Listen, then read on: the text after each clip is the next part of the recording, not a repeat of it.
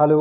हाँ प्रिय विद्यार्थियों, नमस्कार। मैं गौरव यादव अपने चैनल रेड क्लाइमेक्स स्टडी पर आप सभी लोगों का हार्दिक स्वागत है, अभिनंदन वंदन करता हूँ। प्रिय विद्यार्थियों, चक्रवृद्धि ब्याज में हम दर निकालना सीख रहे हैं। आज लेवल नंबर 4 हम लोग पढ़ेंगे। आज हम लोग जो दर निकालना सीखेंगे क्या होगा, जब आज हम लोग जो सीखेंगे, जब दो मिश्र धनों की तुलना हो, दर जो निकालेंगे जिसमें दो मिश्र धनों की तुलना हो और जब दोनों मिश्र धन गुने में हो तो, है ना, दर निकालना कैसे। पहला क्वेश्चन आप लोग ध्यान दीजिए।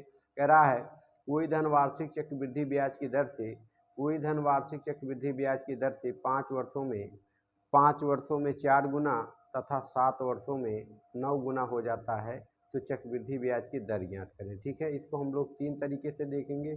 तो मेथड नंबर 1 बिल्कुल बेसिक होगा, प्योर बेसिक होगा। आप लोग ध्यान दीजिए क्या कह रहा है।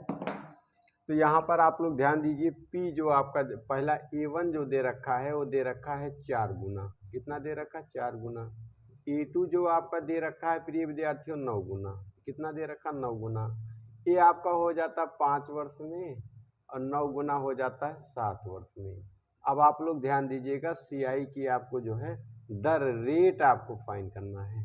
ध्यान दीजिए, बेसिक फार्मूला हम लोगों का कहता है A बराबर P 1 प्लस आर अपान 100 की पावर टी। एक ही सवाल में मैं बेसिक समझाऊंगा, ध्यान से समझिएगा। तो यहाँ पर पहला मिश्र धन दे रखा 4, है ना, 4 गुना। तो 4P मान लीजिए, मतलब P मीन्स मूलधन। मूलधन का कितना गुना है? 4 गुना है। इसके बाद P लिखिए 1 प्लस रेट फाइंड करना है 100 और समय कितना दिया? 5 वर्ष। ठीक है, ये मेरा समीकरण 1 हो गया। समीकरण 1। अब इसके बाद दूसरा 9 गुना दिया है, तो मूलधन का भाई 9 गुना बराबर P 1 प्लस आर अपान 100 की पावर 7। ये समीकरण 2 हो गया। क्या हो गया? समीकरण 2 हो गया। अब ध्यान दीजिए, नोट लिखिए। नोट क्या लिखेंगे? नोट हम लोग लिखेंगे समीकरण 2 को समीकरण 1 से भाग कर दीजिए। भाग कैसे करेंगे? लिखिए आप लोग 9P और बटे में 4P और बराबर जो है P 1 प्लस आर 100 की पावर 7 और P 1 प्लस आर अपान 100 की पावर 5। अब ध्यान दीजिए प्रिय विद्यार्थियों, AP कट जाएगा, AP कट जाएगा।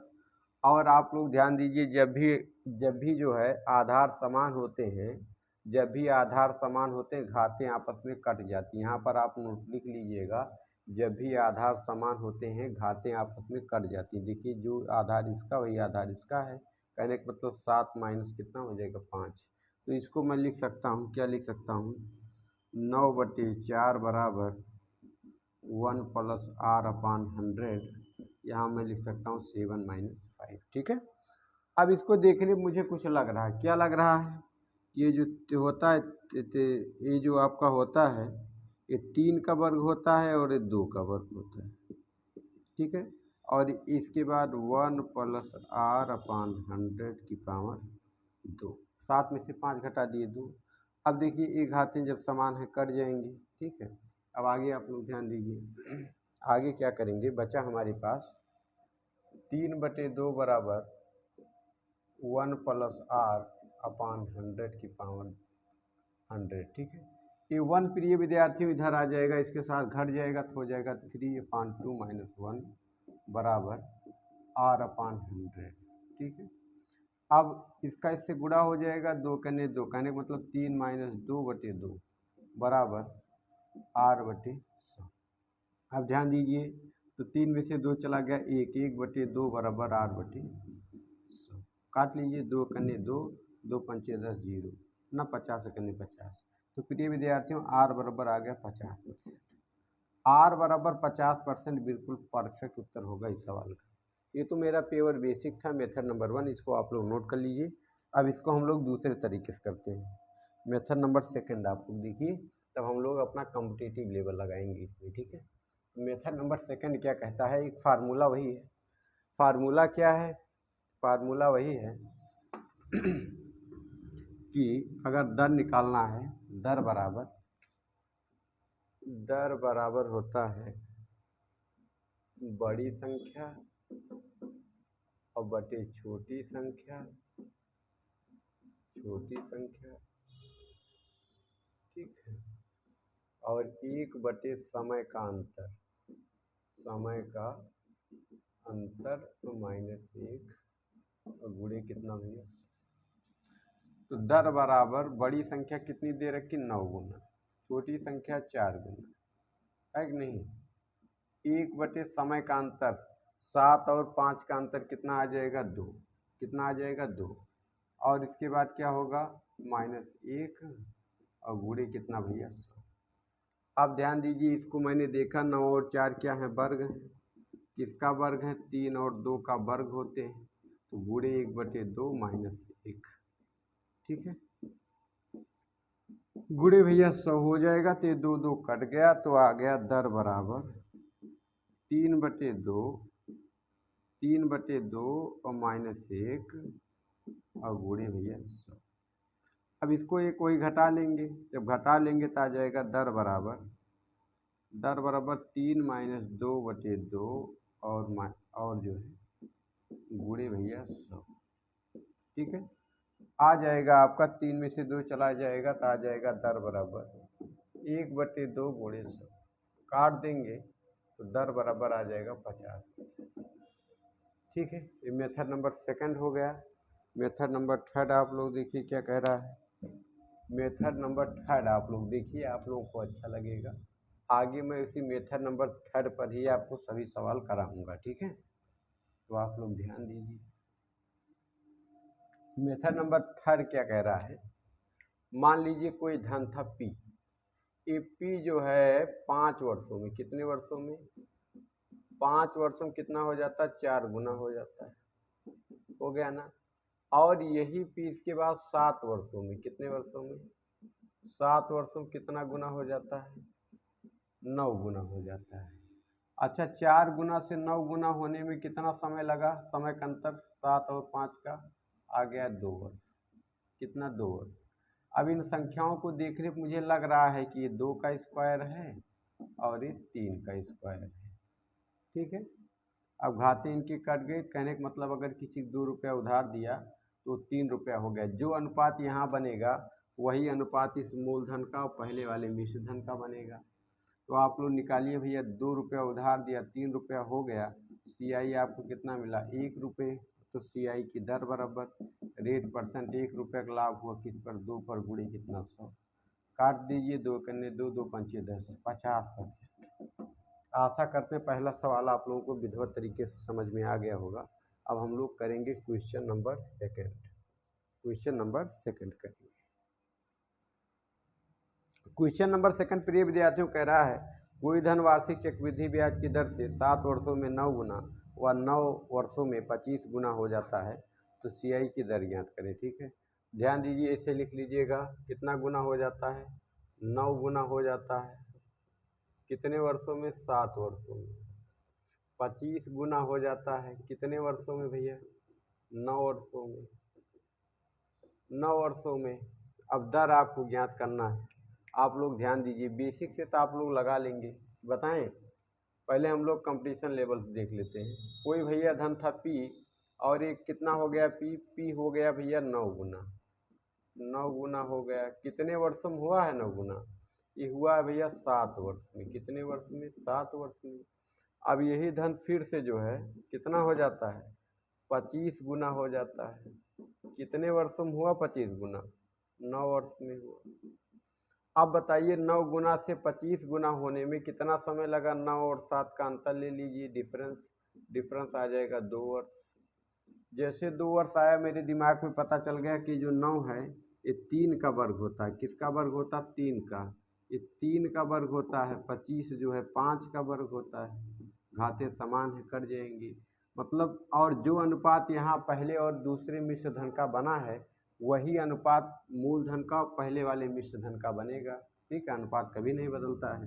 तो आप लोग ध्यान दीजिए, 3 रुपया उधार दिया, 5 रुपया हो गया, तो CI कितना प्राप्त हुआ जी? 2 रुपया प्राप्त हुआ। कितना प्राप्त हुआ? 2 रुपया। तो R% बराबर हो जाएगा 2 रुपये का लाभ हुआ किस पर? 3 पर। परसेंट के लिए गुणे कितना? 100। तो 100 दुनाई 200, कितना हो जाएगा? 200 बटे कितना? 3। तो 200 बटे 3 का मतलब होता है 66, सही 2/3%, लेकिन गुणा कर लीजिए, 3 से भाग करिए, तो 3 छक 18 हो जाएगा। घटा दिए 2 आ गया, 0 उतार लीजिए, फिर 3 छक 18 हो जाएगा।